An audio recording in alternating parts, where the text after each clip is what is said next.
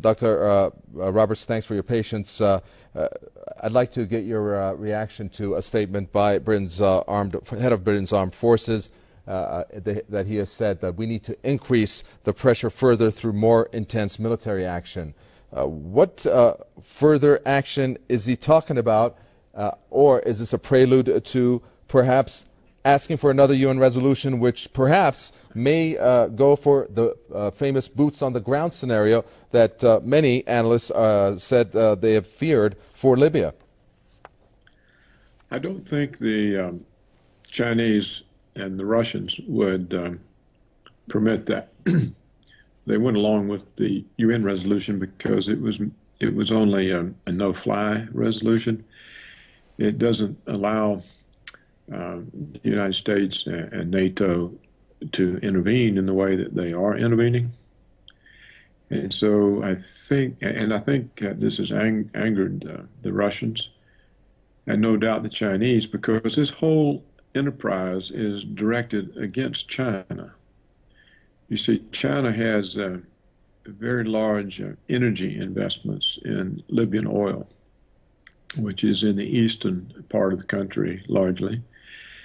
And the Americans were very much disturbed when the International Monetary Fund announced that the Chinese economy would surpass the American economy within 5 years. And so the Americans are using the fact that they still are the top dog to try to evict China from its African energy resources in order to deny it the energy it needs for the continual development of the economy. This is what the British and the Americans did to Japan in the 1930s, and it's why the World War II in the Pacific began. So what Libya is about is Washington using the so-called Arab protest in order to evict China from the Mediterranean, from North Africa, where they have oil investments. And that's why I think that what will happen is that Libya will be partitioned. And they don't really care about Gaddafi or any of that. There's certainly no humanitarian concern. But they do want to deny energy to China. And so I think since the CIA is very active in the Eastern Rebellion, probably behind it, that what Libya faces is some kind of separation from its oil in order to evict China from the Mediterranean. And that's, in my opinion, what this is all about. Well, when you talk about the push that the United States has in this, one of the motives, at least, is to further alienate China in terms of the energy resources. We know, as you mentioned, that China has invested in Libya. Are you saying that then are there other countries? I mean, we talk about Russia, we talk about the BRICS, let's say, that they can have no say in this? Because as it stands, we're looking at basically NATO and 5 partner nations that are implementing this no-fly zone. There, of course, that includes the United States.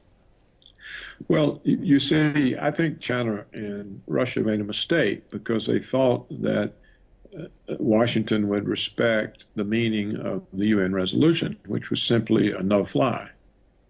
In other words, it was intended to stop Gaddafi from using his air force against the rebels.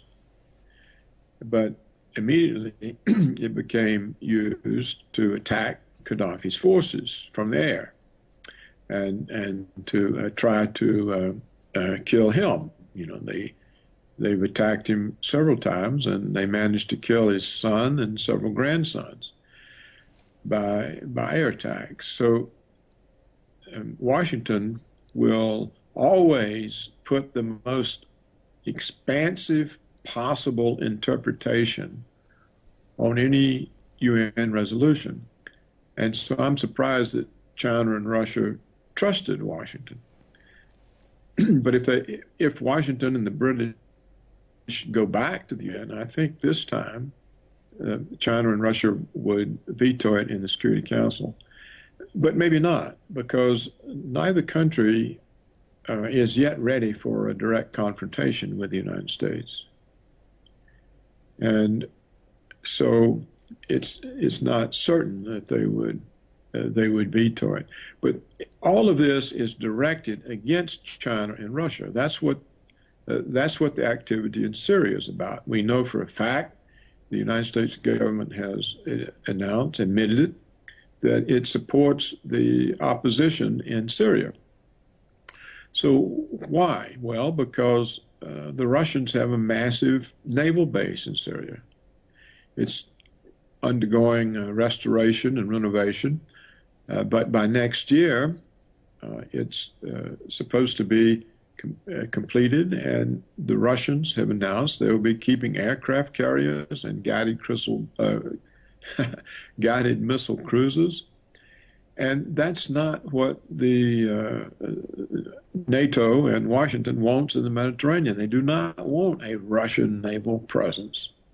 Mm-hmm. So the protests in Syria and Libya, unlike the ones in Egypt and Bahrain, are supported by the United States government because they are directed against China and Russia, and they want them evicted from the Mediterranean. And that's really what this is about. Well, when you talk about how the Libya's oil obviously is being controlled at this point in the east by the revolutionaries, and most likely we have the West in there. I know there are transactions that the Treasury Department of the U.S. is involved in terms of some of the oil transactions as reported. However, based on the scenario that you're pointing out, if Libya gets divided at some point, how much of a timeline do you give for the NATO operation? And at the same time, once a divided Libya, then what's going to happen to the West? I mean, what plans would the U.S. have for that? And, of course, its coalition partners. Well, look, NATO is nothing. Western Europe is nothing but American puppet states. They don't serve their own people. They serve Washington. The governments serve Washington. And Washington wants to remain number one, and therefore it's going to deny China access to oil, not just in Libya, but also in Nigeria and Angola, where the Chinese also have oil investments. Washington formed what they call the African Command. They call it AFRICOM. And this became effective in 2008, about 2.5 years ago. So it's a military alliance, and it's directed against China's economic penetration of Africa.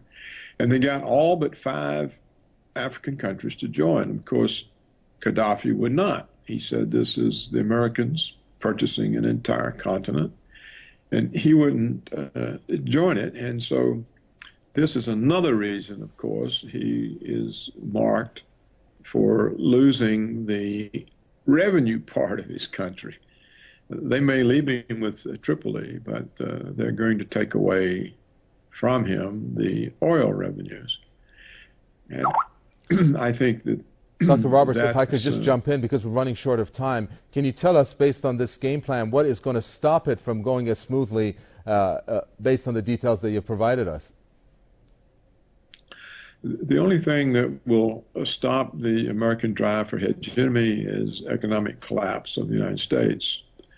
This could happen from the abuse of the United States dollar by the United States government and the Federal Reserve, because they're printing dollars now like a third world banana republic in order to finance the large government deficit.